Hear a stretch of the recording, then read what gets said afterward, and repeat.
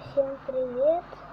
Мы сейчас будем делать антистресс. Я не знаю, или вам понравится, но я делаю антистресс.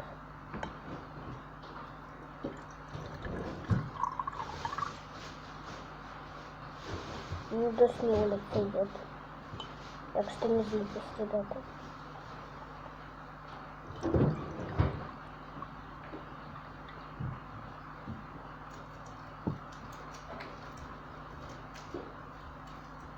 Даже вот так могу. Ладно, мам, я сюда и лист.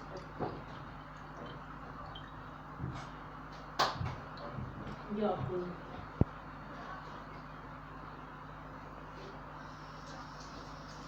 Вона вже поїла, сказала. Вона сказала, що поїла.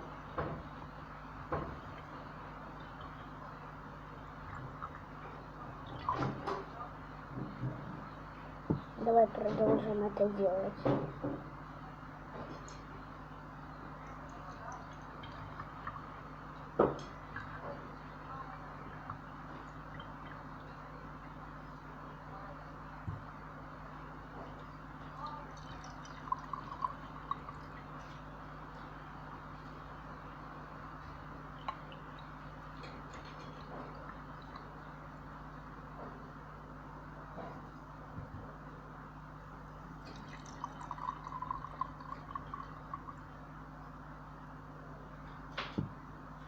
Так мы продолжим еще 2 раза сделаем, или 5, давай 5.